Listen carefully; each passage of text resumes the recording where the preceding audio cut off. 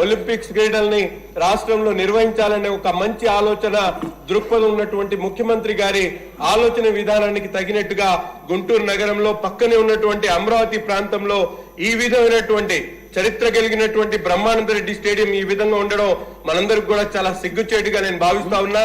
గత ప్రభుత్వం తీసుకున్నటువంటి నిర్ణయాలన్నీ కూడా తప్పుడు నిర్ణయాలుగా వెంటనే క్రీడల శాఖ మంత్రి గారు దీని మీద దృష్టి సారించి అవసరమైనటువంటి కార్యక్రమాన్ని తీసుకోవాలి. ఈ రోజు జగన్మోహన్ రెడ్డి గారికి అంటే ఆటలంటే ప్యాక్ ఆటలు జూదా ఆటలు తప్ప ఆయనకు ఆటల మీద ఎటువంటి ఆసక్తి లేదు. అందుకని ఆవుడురామ్ ఆంధ్రాలో జరిగినటువంటి 119 కోట్ల కుంభకోణంలో భాగస్వాములు కాకుండా వెంటనే క్రీడా శాఖ మంత్రి గారు బ్రహ్మానందరెడ్డి స్టేడియాన్ని పునర్నిర్మించాల్సినటువంటి బాధ్యత ఉందని చెప్పి తెలియజేస్తా ఉన్నా. దీన్ని నిర్లక్ష్యం చేస్తే మాత్రం గుంటూరు నగర ప్రజలు క్షమించరనేటువంటి భావన మీకు తెలియజేస్తూ వెంటనే ప్రభుత్వం దీని మీద దృష్టి సారించి ఈ కార్యక్రమాన్ని పూర్తి చేయాలని చెప్పి 2 చేతులు ఎత్తి మీ అందరినీ కూడా కోరుకుంటా ఉన్నా. నిర్లక్ష్యం చేస్తే క్షమించారా? క్షమించారు సార్, ప్రజలు క్షమించారు. విజయ్ కుమార్.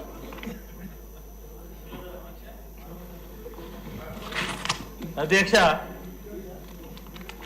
మీ ద్వారా ఇప్పుడు మంత్రి గారిని అడుగుతున్నాను అధ్యక్ష.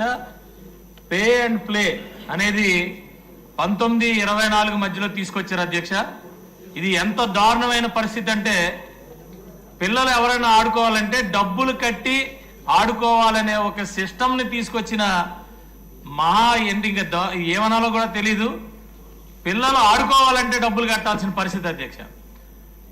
మనం వచ్చిన తర్వాత పే అండ్ ప్లేని రద్దు చేశామని చెప్పారు. ఇంతకీ మనం రద్దు చేసింది కింద వరకు వెళ్ళిందా లేదా మంత్రి గారు, ఆ ఆర్డర్స్ వెళ్ళినాయా లేదా అనేది దయచేసి మీరు కాన్సన్ట్రేట్ చేయాలి అధ్యక్ష. ఇది ఎంత దారుణంగా ఉందంటే అధ్యక్ష, అన్ని గ్రౌండ్స్ ని కూడా ప్రతి గ్రౌండ్ ని ఇండోర్ స్టేడియంస్ అన్నిటిని కూడా మరి లీజ్కి ఇచ్చేశారు అధ్యక్ష. ఆఖరికి మన పశ్చిమలో గణబాబు గారు జడ్పీ స్కూల్స్ లో ఈ రోజు వరకు ఒక ఇండోర్ స్టేడియం అనేది దేశంలో ఎక్కడా లేదు అధ్యక్ష. అలాంటిది గోపాలపట్నం జడ్పీ స్కూల్లో ఉడా ఒక నిధులతో కట్టిన తర్వాత అంటే శాప్ స్పోర్ట్స్ అథారిటీ ఆఫ్ ఆంధ్రప్రదేశ్కి ఎటువంటి సంబంధం లేదు అధ్యక్ష. ఆయన ఒక ప్లేయర్ కాబట్టి ఆ జడ్పీ ఏదైతే స్టేడియం ఉందో శాప్కి ఇస్తే శాప్ లీజ్కి ఇచ్చారు అధ్యక్ష. అసలు వాళ్ళు డబ్బులు పెట్టలేదు, ఏమీ పెట్టలేదు, లీజ్కి ఇచ్చారు. అక్కడ ఉన్న స్టూడెంట్స్ అందులో ఆడుకోవడానికి కూడా డబ్బులు కట్టి అంటే వాళ్ళ స్కూల్ ప్రెమిసెస్ లో ఉన్న ఇండోర్ స్టేడియం కూడా డబ్బులు కట్టుకొని లోపలికి వెళ్ళే దౌర్భాగ్యమైన పరిస్థితి ఈ 5 సంవత్సరాలు కూడా చేశారు అధ్యక్ష. దయచేసి మరి స్పోర్ట్స్ మినిస్టర్ గారు వీటి మీద కాన్సన్ట్రేట్ చేసి స్టేడియంస్ అన్ని గ్రౌండ్స్ అన్ని పిల్లలకి ఫ్రీగా ఆడేటట్టు చూసుకోవాల్సిన బాధ్యత ఉందని మీ ద్వారా తెలియజేస్తున్నాను అధ్యక్ష. ధన్యవాదాలు అధ్యక్ష. ధన్యవాదాలు అధ్యక్ష. సత్తెనపల్లిలో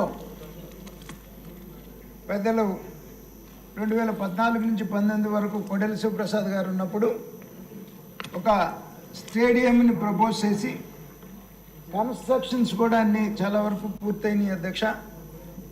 ఇండోర్ స్టేడియం కూడా ఆల్మోస్ట్ కంప్లీట్ అయింది, 90% కంప్లీట్ అయింది, ఇంకా 10% కంప్లీట్ అవ్వాలి.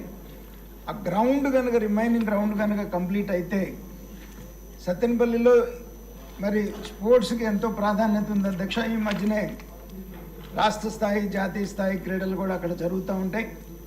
పిల్లలకి మరి ఇటువంటి కాంపిటీషన్స్ జరిగినప్పుడు కానీ ప్రాక్టీస్ చేసుకోవడానికి కానీ సరైనటువంటి గ్రౌండ్ లేదు. దయచేసి ఆ రిమైనింగ్ వర్క్స్ గ్రౌండ్ వరకు ఇంకేదైతే కొద్ది గొప్ప కొంత ప్రహరీ గోడ నిర్మాణం పెండింగ్ ఉంది అధ్యక్ష. మరి గడిచిన 5 సంవత్సరాలు దాన్ని పూర్తిగా పట్టించుకోకుండా పాడుపెట్టేసినటువంటి పరిస్థితి ఉంది. ఆ వర్క్స్ అన్ని కూడా మరి పూర్తి చేసి త్వరలో క్రీడాకారులకు అందుబాటులో ఆ స్టేడియాన్ని తీసుకురావాలని కోరుతున్నాను. మంత్రి గారు. అధ్యక్ష, మొట్టమొదటిగా సత్యసాయి జిల్లా కొత్తగా ఏర్పడిన జిల్లా అధ్యక్ష. ఆ జిల్లాలో డిస్ట్రిక్ట్ స్పోర్ట్స్ అథారిటీ తరఫున భూమి కేటాయించడం జరిగింది అధ్యక్ష. త్వరలోనే అక్కడ గ్రౌండ్ నిర్మాణానికి కూడా చర్యలు చేపట్టడం జరుగుతుంది అధ్యక్ష.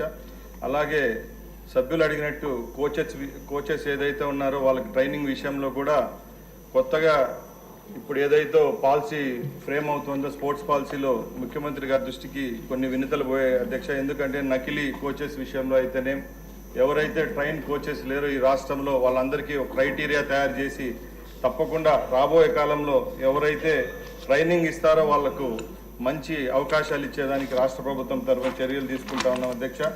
అలాగే ముఖ్యంగా ఎప్పుడూ లేని విధంగా ఏ రాష్ట్రంలో దక్కని గౌరవం ఈ రాష్ట్రంలో క్రీడాకారులకు దక్కింది అధ్యక్ష. 2% ఉన్న ఉద్యోగ అవకాశాలను ఇక్కడ ఈ రాష్ట్రంలో గౌరవ ముఖ్యమంత్రి గారు 3%గా పెంచేదానికి కూడా చర్యలు తీసుకోవడం జరిగింది అధ్యక్ష. అలాగే బ్రహ్మానందరెడ్డి స్టేడియం విషయానికి వస్తే గత 5 సంవత్సరాల్లో అది నిర్లక్ష్యానికి గురి కావడం సబబే అధ్యక్ష. ముఖ్యంగా ఇప్పుడు మేము అప్పుడున్న లోకల్ మున్సిపాలిటీ కార్పొరేషన్ వాళ్ళకు కూడా కోరడం జరిగింది అధ్యక్ష. ఏ విధమైన చర్యలు తీసుకుంటే రాబోయే కాలంలో అత్యున్నత ప్రమాణాలతో స్టేడియంను తీర్చిదిద్దుకోవాలో ఆ విధంగా చర్యలు తీసుకునేదానికి కూడా మేము వస్తున్నాం అధ్యక్ష. అలాగే ఖేలో ఇండియాలో ఉన్న గ్రాంట్ ద్వారా కూడా ఆ స్టేడియాన్ని పునర్నిర్మాణం చేసేదానికి కూడా చర్యలు తీసుకుంటాం అధ్యక్ష. అలాగే విజయ్ కుమార్ అడిగిన విషయానికి కూడా సభ్యులు అడిగిన విషయానికి కూడా అధ్యక్ష, ప్లే అండ్ ప్లే అనేది గత ప్రభుత్వం వాళ్ళు తీసుకున్న చర్య అధ్యక్ష. దాన్ని గౌరవ ముఖ్యమంత్రి గారికి గత మా యొక్క స్పోర్ట్స్ దాని మీట్లో కూడా అడగడం జరిగింది అధ్యక్ష. త్వరలోనే దాని మీద ఒక నిర్ణయం తీసుకొని ఏదైతే పేద క్రీడాకారులు ఉంటారో వాళ్ళకి ఆమోదయోగ్యంగా ఏ విధంగా చర్యలు తీసుకోవాలో తీసుకునేదానికి మేము సిద్ధంగా ఉన్నాం అధ్యక్ష. అలాగే పెద్దలు కన్నా లక్ష్మీనారాయణ గారు చెప్పినట్టు సత్తెనపల్లిలో ఏదైతే స్టేడియం కడుతున్నామో దానికి 10% మాత్రమే ఫండ్స్ ఇంకా తక్కువ ఉన్నాయి అధ్యక్ష. ఇప్పుడు రాబోయే కాలంలో అతి త్వరలోనే దాని మీద చర్యలు తీసుకొని పూర్తి చేసేదానికి శాప్ చర్యలు తీసుకుంటుంది అధ్యక్ష. ప్లీజ్ టైం చూడండి. మీరు 2 hours అవుతుంది. మంత్రి గారు, నా రిక్వెస్ట్ ఏంటంటే ఈ టైంలో స్పోర్ట్స్ బాగా బ్రహ్మాండంగా ఇంప్రూవ్ అవ్వాలని నా కోరిక సార్. రెండోది, కోచింగ్ నెంబర్ 59 సభ్యులు రాలేదు అని ఆన్సర్ ఇచ్చేట్టుగా భావించాల్సిందిగా కోరుతున్నాను. అలాగే కోచింగ్ నెంబర్ 60 ఆరోగ్య శాఖ మంత్రి గారు. అధ్యక్ష, గౌరవ సభ్యులు అడిగిన ప్రశ్నల్లో మొదటి దానికి సమాధానం, ఆంధ్రప్రదేశ్ రాష్ట్రంలో ప్రత్యేకంగా 320 జనరిక్ మందుల దుకాణాలు ఉన్నాయి. వివరాలు ప్రధానమంత్రి భారతీయ జనౌషధి కేంద్రం 215 కేంద్రాలు ఉన్నాయి అధ్యక్ష. 73 అన్న సంజీవని కేంద్రాలు ఉన్నాయి.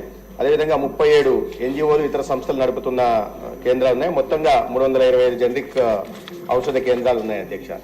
అదేవిధంగా రాష్ట్రంలో 34,761 రీటైల్ దుకాణాలు బ్రాండెడ్ మందులతో పాటు జనరిక్ మందులను కూడా అమ్ముతున్నాయి అధ్యక్ష. రెండో ప్రశ్నకు సమాధానం, అవునండి, ఇది కొంతమేరకు వాస్తవమే. జనరిక్ మందుల గురించి ప్రజల్లో అవగాహన తక్కువగానే ఉంది. ముఖ్యంగా ప్రైవేట్ ఆసుపత్రుల్లో వైద్యులు కానీ ఫిజిషియన్లు ఈ జనరిక్ మందులను ప్రిస్క్రైబ్ చేయడం లేదు. మూడో ప్రశ్నకు సమాధానం, అన్ని మండల కేంద్రాల్లో జనరిక్ ఔషధ కేంద్రాలను ప్రారంభించాలని యువతను కూడా ప్రోత్సహించాలని ప్రభుత్వం నిర్ణయించింది. అన్ని ప్రభుత్వ ఆరోగ్య సంస్థల్లో వినియోగం కోసం 560 రకాల అనుమతి పొందిన అత్యవసర మందుల జాబితా ప్రకారం జనరిక్ మందుల్ని ప్రభుత్వం సేకరించి సరఫరా చేస్తున్నది అధ్యక్ష. జనరిక్ మందుల దుకాణాల లైసెన్సులను అత్యంత ప్రాధాన్యతతో, అంటే అనుమతి కోరిన 15 రోజుల్లోనే మంజూరు చేయడం ద్వారా రాష్ట్రంలోని ప్రజలందరికీ కూడా జనరిక్ మందులు అందుబాటులోకి తీసుకురావడానికి సమర్థవంతమైన చర్యలు కూడా ప్రభుత్వం తీసుకుంటా ఉన్నది. జనరిక్ మందుల సమర్థత మరియు నాణ్యత గురించి ప్రజల్లో అవగాహన కల్పించడానికి ప్రభుత్వం ఆంధ్రప్రదేశ్ రాష్ట్రంలో సమాచార, విద్యా, కమ్యూనికేషన్ కార్యక్రమాలను కూడా క్రమం తప్పకుండా నిర్వహిస్తున్నది అధ్యక్ష. డిమాండ్పై ఆధారపడి జనౌషధి మందుల దుకాణం ప్రారంభించడానికి నిరుద్యోగ ఫార్మసిస్టులను ప్రోత్సహించాలని రాష్ట్రంలోని అధికారులందరికీ కూడా ఆదేశాలు ఇవ్వడం జరిగింది. శ్రీరామ్ రాజగోపాల్ గారు. అధ్యక్ష, జనరిక్ మెడిసిన్ అనేది పేదవాడికి కూడా మందులు తక్కువ ధరకు ఇప్పించాలని ప్రభుత్వ ఉద్దేశంతో కొన్ని గైడ్ లైన్స్ మెడిసిన్ తయారు చేసే కంపెనీస్ కూడా తయారు చేసే కొంత శాతం జనరిక్ మెడిసిన్ తయారు చేసి పడినారు అధ్యక్ష. దాంట్లో ఎక్కడ మాత్రం క్వాలిటీ విషయంలో 2 బ్రాండెడ్ కంపెనీ, అదేవిధంగా జనరిక్ ఒకే రకం క్వాలిటీ ఉంటుంది అధ్యక్ష. అయినప్పటికీ కూడా జనరిక్ మెడిసిన్ మీద టాబ్లెట్ షీట్ మీద చూస్తే ఎక్కడో జనరిక్ ఉండదు అధ్యక్ష.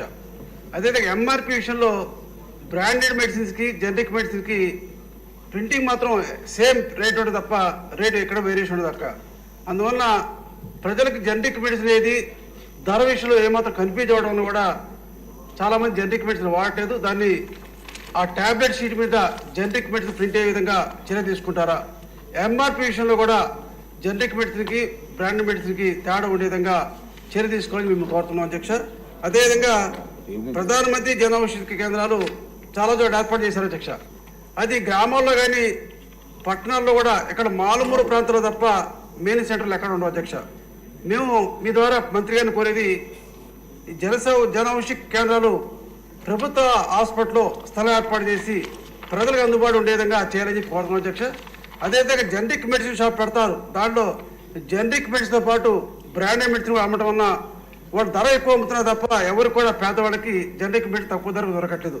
దాని మీద కూడా ఖచ్చితంగా generic medicine shop only generic medicine అమ్మే విధంగా చర్య తీసుకోవాలని మేము ద్వారా మంత్రి గారిని కోరుతున్నాం అధ్యక్ష. అశోక్ గారు. ధన్యవాదాలు అధ్యక్ష. మంత్రి గారి సమాధానం సంతృప్తికరంగా ఉన్నప్పటికీ అధ్యక్ష, 5 కోట్ల జనాభా ఉన్నటువంటి ఆంధ్రప్రదేశ్లో కేవలం 325 జనరిక్ మెడికల్ షాపులే ఉన్నాయని చెప్పడం ఒకసారి మంత్రి గారు కూడా ఈ వ్యత్యాసాన్ని సరిచూసే విధంగా చర్యలు చేపట్టాల్సినటువంటి అవసరం ఉంది అధ్యక్ష. ముఖ్యంగా అవగాహన కార్యక్రమాల గురించి మంత్రి గారు తన సదోహరమైనటువంటి వివరణ ఇచ్చినప్పటికీ అధ్యక్ష, ఈ రోజుకి కూడా చాలా వరకు జనరిక్ మెడిసిన్స్ కి, స్టాండర్డ్ మెడిసిన్స్ కి, బ్రాండెడ్ మెడిసిన్స్ కి తేడా తెలియకపోయినటువంటి పరిస్థితి మన రాష్ట్రంలో ఉంది అధ్యక్ష. స్టాండర్డ్ మెడిసిన్ అంటే ఏంటి, బ్రాండెడ్ మెడిసిన్ అంటే ఏంటి, అసలు జనరిక్ మెడిసిన్ అంటే ఏంటి అనేది క్లియర్ గా ప్రజలకు అవగాహన ఉండాల్సినటువంటి అవసరం ఉంది అధ్యక్ష. ఎందుకంటే ఒక ఉదాహరణ మీ ద్వారా సభ దృష్టికి తీసుకురావాల్సినటువంటి అవసరం ఉంది అధ్యక్ష. ఎందుకంటే 2014 నుంచి 2019 వరకు ఈ కిడ్నీస్ కి సంబంధించినటువంటి సమస్య ఉద్దాన ప్రాంతంలో ఉన్నప్పుడు ఉచితంగా మందులు పంపిణీ చేసే కార్యక్రమం